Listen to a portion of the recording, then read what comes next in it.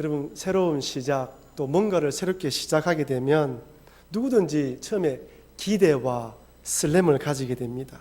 그러면서 또 어떤 마음이 찾아옵니까? 한편에는 기대와 설렘이 있고 한편에는 두려운 마음이 찾아옵니다. 앞으로 좋은 일이 있기를 바라는 마음, 새롭게 시작한다는 기쁨과 함께 또한 어떤 일이 펼쳐질지 예측할 수 없기 때문에 두려움도 찾아오는 것이죠. 홍수가 끝난 후 방주에서 내린 노아의 마음이 어땠을까요? 아마 그 마음속에는 온 세상을 집어삼킨 심판으로 인한 두려운 마음도 있었을 것이고 377일 동안 방주에서 있다가 땅에 내렸기 때문에 앞으로 어떻게 자기 인생이 펼쳐질 것인가에 대한 기대하는 마음도 있었을 것입니다. 두려운 마음, 기대하는 마음이 서로 공존한 것이죠. 그러면서 또 마음속에는 앞으로 비가 오면 또다시 홍수가 임하는 것은 아닐까라는 그런 트라우마도 아마 있지 않았겠습니까? 마음속에 여러 복잡 다양한 마음을 가지고 있었을 것입니다. 이런 노아를 위해서 우리 지난주 살펴본 것처럼 노아에게 당장 생존할 수 있도록 뭘 허락했습니까? 육식을 허용했습니다. 짐승을 이제 먹을 수 있도록 허용하면서 생존할 수 있도록 허용하게 만들었을 뿐 아니라 생육하고 번성하고 충만하라고 말씀하시면서 이 약속의 말씀이 무슨 의미가 있다고요? 내가 너희들이 생존하고 생육하고 번성하고 충만할 수 있도록 도와줄 테니까 이 말씀을 믿으라 라고 노아에게 주었다고 말했습니다. 또한 생명의 소중함을 깨닫게 하기 위해서 피채 먹지 말라고 말씀하시고 고의로 살인한 자가 있으면 어떻게 하라고요?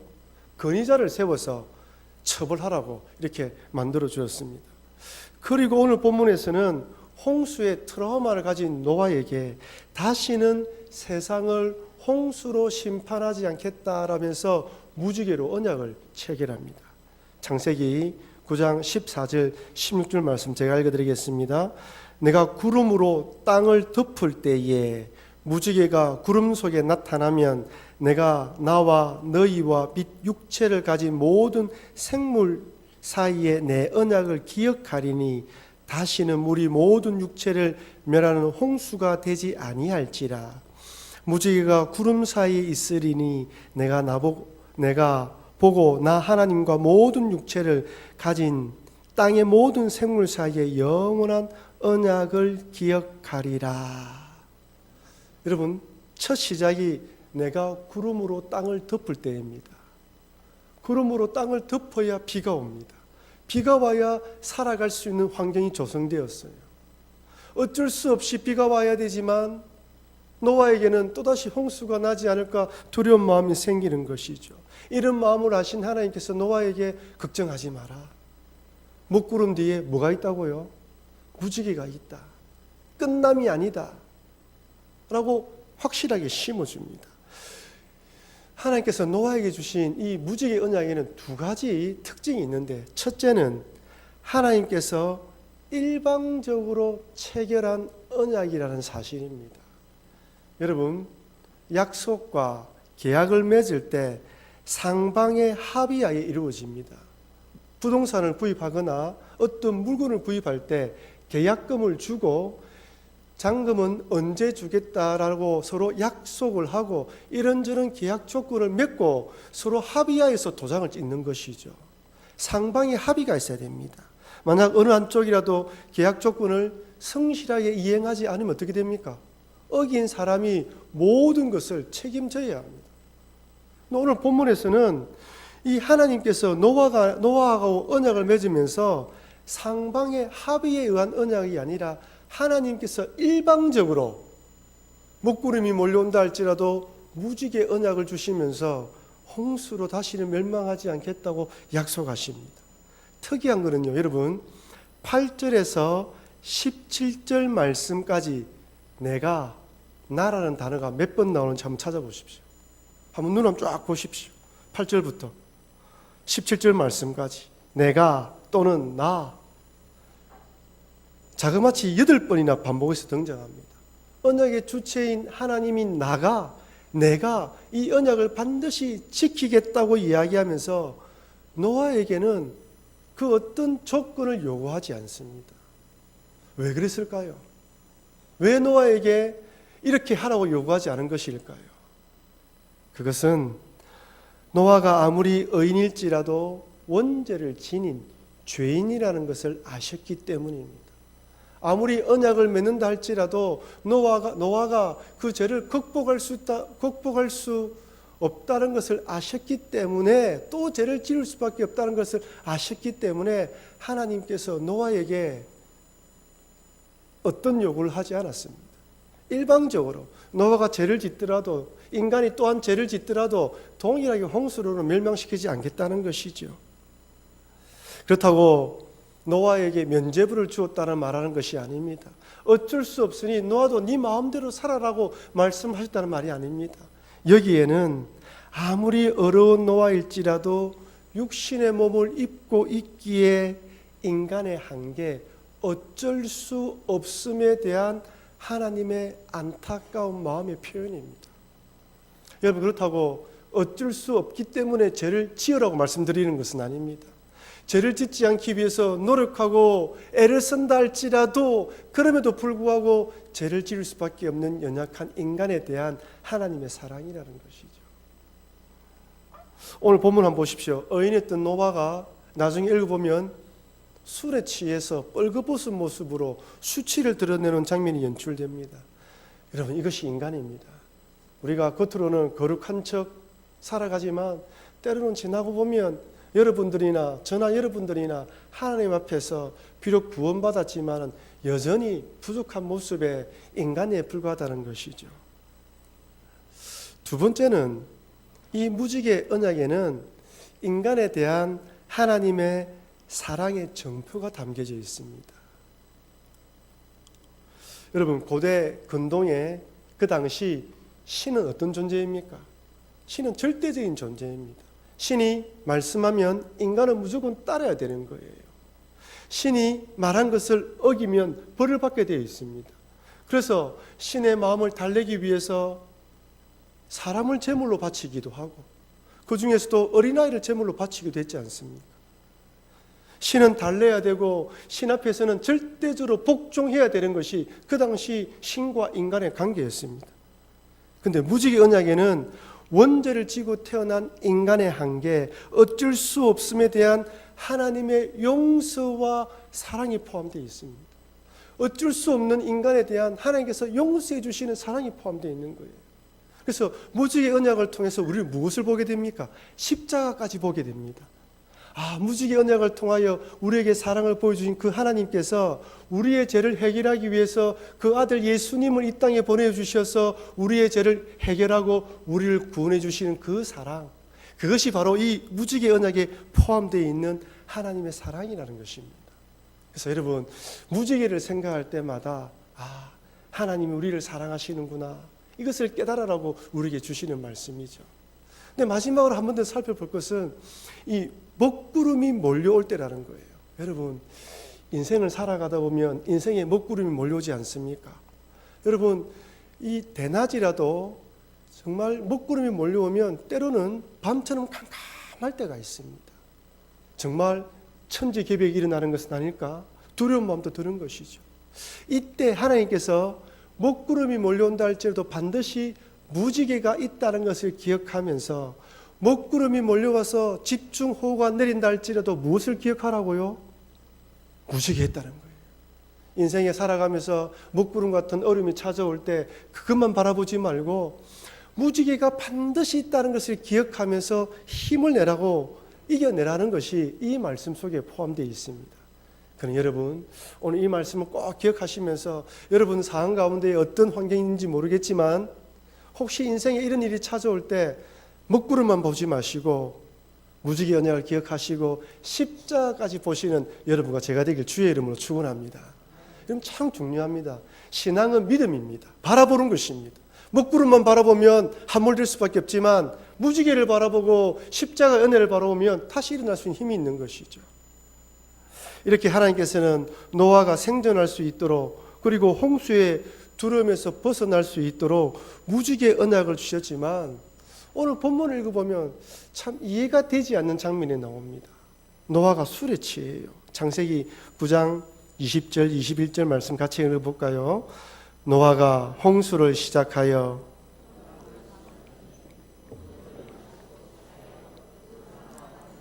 벌거벗은지라. 아멘. 여러분, 제가 질문 하나 하겠습니다. 방주에서 내린 지 얼마 만에 이 사건이 일어났을까요? 포도나무를 심었죠.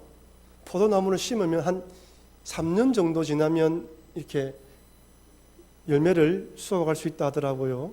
근데 묘목을 심을 때입니다. 묘목. 근데 지금은 씨를 심었겠지 않겠습니까? 더 시간이 필요했겠죠. 포도주를 담그면 뭐 길게는 뭐 오래되면 숙성이 되겠지만은 짧게는 1년 안에 몇 개월이라도 마실 수 있다고 이야기를 합니다. 그러니 홍수 이후에 방주에서 내리고 포도주를 마시기까지 그렇게 긴 시간이 지난 게 아니에요. 기껏해야 뭐 5년, 그죠? 6년 사이란 말이에요. 이해할 수가 없습니다. 노아가 어떤 사람입니까? 홍수 이전에 노아에 대해서 성경은 이렇게 기록하고 있습니다. 창세기 6장 9절입니다. 이것이 노아의 족본이라. 노아는 의인이요 당대의 완전한 자라. 그는 하나님과 동행하였으며 라고 되어 있습니다. 창세기 7장 5절 같이 읽어볼까요? 노아와 여호와께서 자기에게 명하신 대로 다 준행하였더라. 의인이고 완전한 자고 하나님의 말씀이라면 하나까지 다 준행하는 자가 홍수 이전의 노아의 삶이었습니다. 그런데 홍수를 통하여 모든 것이 멸망한 것을 지켜본 노아가 포도를 심고 포도를 수확하여 포도주를 담그고 난 뒤 그 포도주를 마시고 난 뒤에 술에 취하여 뻘거벗은 모습을 보여줍니다. 무엇을 드러내고 있습니까? 노아도 똑같은 인간이라는 거예요. 연약한 자라는 것입니다. 두 번째 질문입니다. 노아는 포도주 담는 것을 어떻게 배웠을까요? 우리는 생각하기에 오늘 본문에서 포도주에 관한 기사가 나오니까 이전에는 사람들이 포도주를 마시지 않는 것처럼 생각하지만 그렇지 않습니다. 마태복음에 예수님께서 말씀하시기를 홍수 전에 노아가 방주에 들어가던 날까지 사람들이 뭘 했다고요? 먹고 마시고 장가들고 시집가고 있으면서라고 되어 있습니다. 홍수 이전에 사람들도 이미 마시는 술에 취하고 포도주를 담고 하는 것을 알았다는 것이죠. 알았기 때문에 포도주를 담은 것입니다. 세 번째 질문입니다. 왜 노아는 술을 마셨을까요? 왜 이런 모습을 보였을까요? 왜 그랬을까요? 저는 이해가 되지 않았습니다. 그것은 영적으로 방심했기 때문입니다. 분명 노아는 내린 첫 해는 두려움으로 살았을 거예요. 죄를 지으면 홍수로 망할 수 있어. 아니, 하나님은 심판하시는 분이야라는 것을 가슴에 새기며 살았습니다. 하지만 1년이 지나고 2년이 지나고 포도를 심어서 포도가 수확이 되고 포도주가 익어가는 것을 보면서 생활이 안정되어지자 영적 긴장끈을 놓친 것이죠. 마치 다윗이 영적 긴장끈을 놓치고 방심하여 옥상에 올라가서 우리 아내 밧세바를 보고 범했던 것처럼 한 번의 실수, 한 번의 마음에 놓은 것이 오늘 본문의 사건으로 드러났다는 것입니다. 여러분, 이 땅에 있는 어느 누구도 완벽한 사람이 없습니다. 내가 영적으로 깨있지 않고 내가 믿음 안에서 붙들고 있지 않으면 한순간에 찾아오는 방심이 나의 발목을 잡아서 넘어지게 만드는 것이죠. 우리가 잘 알고 있는, 여러분이 잘 알고 있는 신앙의 위대한 인물들이 한순간에 넘어지는 이유가 무엇입니까? 모든 것이 신앙의 방심입니다. 우리들이 비록 구원받았지만 여전히 내 마음대로 내 뜻대로 살고 싶어하는 옛 습관이 남아있다는 것을 절대 잊어버리면 안 됩니다. 그래서 우리는 싸워야 되는 것이죠. 이미 십자가에 못 박아 죽인 옛 본성, 죽었음에도 불구하고 여전히 살아나려고 하는 것, 옛 습관들과 계속 싸워서 이겨나가야 하는 것이 영적 전쟁입니다. 이 더운 날 여러분 이게 왜 왔습니까? 수요일 날 이 밤에 하나님의 말씀을 듣고 내가 누구인지 깨닫기 위해서 예배에 참석하는 거예요. 내가 하나님 안에 살아가는 자이며 내가 세상에 살아가고 있지만 구원받은 자이고 주 예수 그리스도를 구주로 믿는 자로서 살아감을 고백하며 그 하나님을 구주로 믿고 힘을 얻기 위해서 이 자리에 나온 것입니다. 이것을 잊어버리는 그날 사소한 것에도 넘어지는 것이 우리임을 절대로 잊지 마시기를 바랍니다. 저는 오늘 본문의 말씀을 가지고 술을 마셔야 됩니까? 담배를 피워야 됩니까? 라는 주제로 다루고 싶지는 않습니다. 근데 박효진 장로님의 말씀이 저는 생각이 났습니다. 이분이 간증을 많이 하시면서 술, 담배에 대해서 진솔하게 이야기를 하시더라고요. 이런 말씀하셨습니다.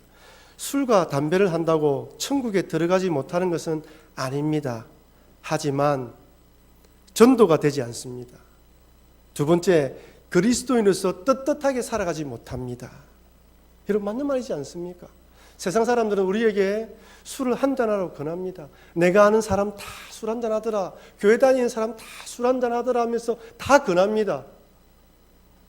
술을 먹지 않으면 너무 옹고집이다, 그죠? 융통성이 없다고 비난합니다. 그리고 술을 한 잔 받아 먹고 노아처럼 술 먹고 난 뒤에 수치를 드러내면 속으로 아유, 너도 나와 똑같은 사람이네, 그렇게 말하면서 혀를 끌끌 찹니다. 절대 전도하지 못합니다. 하나님께서는 음식에 관한 규정에 대해서 사도 바울을 통해서 이렇게 말씀합니다. 고린도전서 10장 23절 24절 같이 한번 읽어볼까요? 모든 것이 가하나 모든 것이 유익한 것은 아니요 모든 것이 가하나 모든 것이 덕을 세우는 것이 아니니 누구든지 자기의 유익을 구하지 말고 남의 유익을 구하라. 아멘. 모든 것이 가하지만 유익한 것이 아닙니다. 모든 것이 가하지만 덕을 세우는 것이 아닙니다. 내가 하고 있는 것, 내가 먹는 것, 내가 행동하는 것이 정말 덕을 세우고 유익한가를 깊이 생각해야 됩니다. 그래서 때로는 내가 하고 싶더라도, 세상이 그런다 할지라도 덕이 되지 않는다면, 유익이 되지 않는다면 하지 않는 것이 하나님의 은혜입니다. 여러분, 우리는 이전에는 간증을 세울 때마다 하나님께 기도했는데 하나님께서 이걸 응답해 주었습니다라는 간증을 많이 들었습니다.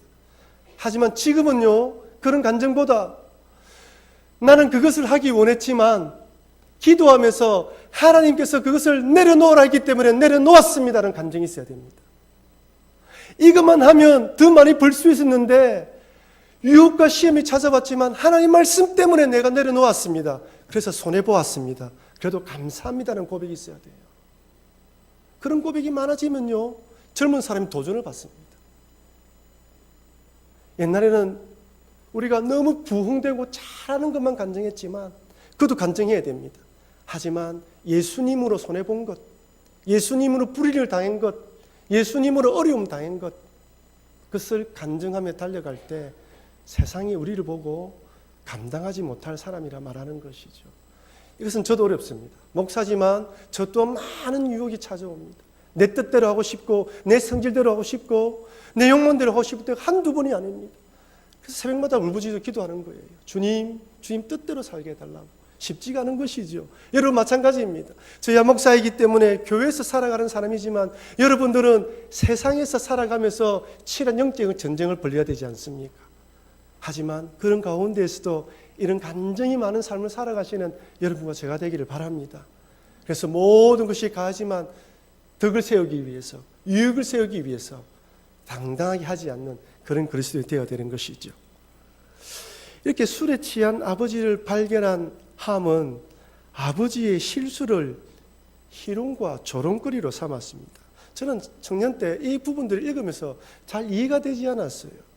근데 히브리 원문을 살펴보면서 여기에 이런 뜻이 있구나를 발견하게 되었습니다. 창세기 9장 22절 말씀 우리 같이 한번 읽어보겠습니다. 가나안의 아버지 함이 그의 아버지의 하체를 보고 밖으로 나가서 그의 두 형제에게 알림해. 여기 보면 아버지 하체를 보고 밖에 나가서 아버지의 모습을 알렸네라고 단순히 생각할 수 있습니다. 근데 여기 보고라고 되어 있는 히브리어가 라인데 이것은 단순히 보는 의미가 아니에요. 단순히 쳐다보는 의미가 아니고 어떤 의도를 가지고 유심히 쳐다보는 것입니다. 쉽게 이야기하면 남자가 엄탕하고 엄력의 눈으로 여자를 쳐다보는 것, 도둑이 도둑질하기 위해서 상대방의 물건을 의도를 가지고 쳐다보는 걸 말해요. 그러니 함이 아버지의 벗은 하체를 보았다는 것은 단순히 힐끗 보았다는 의미가 아니라 재미삼아 구경하면서 쳐다보았다는 뜻입니다. 그래서 심지어 어떤 학자는 함이 아버지의 하체를 보면서 엄탕한 생각까지 했다. 더 나아가서 동성애적인 행위까지 한 것이 아닐까라고 추측한 학자도 있습니다. 그만큼 불순한 의도로 쳐다보았다는 거예요. 더 놀라운 것은 여기 두 형제에게 알림에라고 되어 있는 이 알림다라는 히브리어 뜻도 단순히 어떤 사실을 있는 그대로 알리는 것이 아니라 자기의 생각과 어떤 의도를 가지고 해설하여 알렸다는 거예요. 아버지의 벗은 몸을 낄낄거리며 웃음거리로 삼고 희롱했다는 뜻입니다. 나중에 이 사실을 안 노아가 특이한 것은 함과 가나안을 저주해요. 창세기 9장 25절입니다. 이에 이르되 가나안은 저주를 받아 그의 형제의 종들의 종이 되기를 원하노라 하고, 여러분 본 사람이 누구입니까? 함이죠. 근데 함뿐만 아니라 왜 가나안까지 저주하죠? 가나안은 함의 넷째 아들입니다. 노아가 가나안을 언급한 것은 성경에서는 말하지 않지만 가나안이 함과 함께 노아를 모독하는 현장에 있었거나 아니면 이 가나안이 먼저 할아버지 노아가 벗어 있는 것을 보고 아버지를 데려간 것으로 생각합니다. 그러면서 이 가나안을 부각시킨 이유가 뭐냐면 가나안은 어릴 때부터 이런 것에 대해서 민감하며 성적인 것에 민감하며 좀 부도덕함을 밝혀내고 있는 중입니다. 그래서 노아가 이 사실을 알고 가나안까지 저주한 것입니다. 이에 반해 셈과 야벳은 아버지의 허물을 덮어줍니다. 창세기 9장 23절 우리 같이 한번 읽어보겠습니다. 셈과 야벳이 옷을 가져다가 자기들의 어깨에 메고 뒷걸음쳐 들어가서 그들의 아버지의 하체를 덮었으며 그들이 얼굴을 돌이키고 그들의 아버지의 하체를 보지 아니하였더라. 아멘. 여러분 이 구절에서 계수에서 반복되는 어두가 무엇입니까?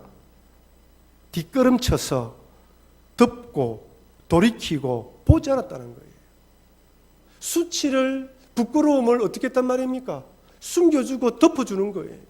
여기 덮었다는 히브리어 뜻이 덮어서 가리다라는 뜻도 있지만 죄를 가리워서 용서하다는 뜻도 있습니다. 아버지의 실수를 아들이 보고 재미있어하며 낄낄거리는 것이 아니라 덮어주는 행위를 말하는 거예요.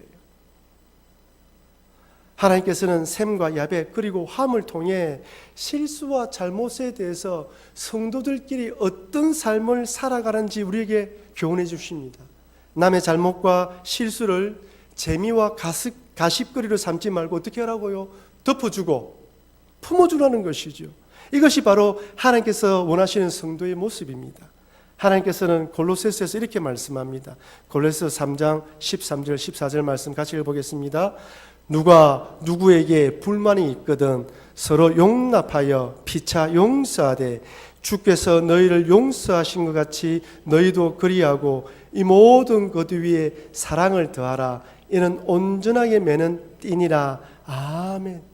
불만이 있다고 이야기를 해요. 큰 잘못도 아닙니다. 마음속에 저 사람에 대한 불만이 있더라도 서로 용납하여 피차 용서라고 이야기를 합니다. 여기 보면 피차 용서라고 이야기를 하고 있어요. 여러분 사람 사이에는 일방적이지 않습니다.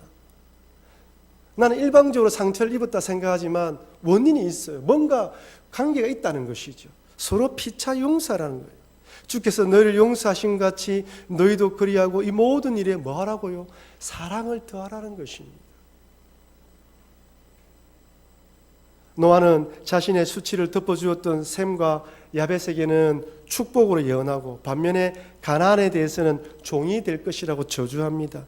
그렇다면 여러분 셈과 아버지가 셈과 야벳에는 축복으로 함과 가나안에게는 저주를 내렸는데 이때 아버지 마음이 어떤 마음이었을까요? 우리는 성경을 읽을 때 노아가 이렇게 저주했으니까 그 저주대로 되었다고 생각하지만 노아의 입장에서는 이것을 통하여 경고의 메시지를 주는 것입니다. 셈과 야벳에게는 너희들이 사랑으로 덮어주었으니 이런 덮어주는 사랑에는 어떤 거요? 축복이 주어지는 인생이다. 앞으로도 이런 인생으로 살아가라는 근면의 말씀입니다. 앞으로 이런 인생으로 살아가면 계속 이런 복을 받을 것이란 말씀이고, 함과 가나안에게는 경고하는 것이죠. 너희들이 그런 식으로 남의 잘못을 가십거리로 삼고 희롱하고 조롱한다면 저주받는 인생이 될 것이니까 지금 그 삶을 돌이키라는 것입니다. 여러분, 교회에서 선포되는 말씀, 여러분이 개인적으로 성경 말씀 읽으면서 깨달아지는 내용들은 하나님 우리에게는 때로는 격려와 위로를 주시고 또 때로는 책망과 질책을 하십니다. 지금 이 상황 속에서 믿음으로 잘 달려가고 있으면 말씀을 통하여 격려하시지만 어떻게 해요? 잘못 가고 있으면 돌이키라고 책망하는 것입니다. 그래서 말씀을 읽고 들을 때마다 이 말씀이 주어질 때마다 때로는 격려로 받아들이고 위로로 삼고 또 때로는 말씀을 통하여 내 신앙을 점검하여 어떻게 해요? 수정하여 달려가야 하는 것입니다. 오늘 본문을 통하여 노아가 자손들에게 자녀들에게 축복과 저주의 말씀이 바로 이와 같은 것입니다. 동일하게 하나님께서는 우리들에게도 강대상에 선포되는 말씀을 통하여 여러분들이 있는 그 말씀을 통하여 우리의 삶을 말씀 안에서 늘 돌이켜볼 수 있도록 인도하신다는 것을 잊지 마시길 바랍니다. 사랑하는 성도 여러분, 하나님께서는 노아에게 무지개 언약을 체결하시면서 다시는 홍수로 이 땅을 멸망시키지 않겠다고 약속합니다. 비록 노아가 의인이며 완전하지만 그 또한 원죄로 타고난 죄인임을 아셨기 때문에 일방적으로 언약을 체결해 주셨습니다. 아울러 또한 노아의 실수하는 모습을 통해 우리들도 영적으로 깨어있지 않으면 말씀 안에서 내가 말씀 안에 깨어있지 않으면 실수하고 넘어질 수밖에 없음을 교훈받으시면서 늘 깨어 기도하시는 여러분 제가 되기를 바랍니다.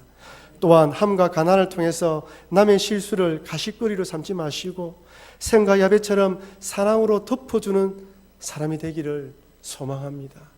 그러기 위해서 여러분 주님 말씀을 쫓아 이 말씀대로 하나님 늘 영적으로 깨어있는 사람 되게 해달라고 기도하시고 또한 넘어질 수밖에 없는 이런 연약한이지만 말씀 안에서 깨어있어 달려가는 신앙이 되려고 기도하시고 아울러 또한 사랑으로 덮어주는 신앙이 되게 해달라고 기도하시는 여러분과 제가 되기를 주의 이름으로 축원합니다.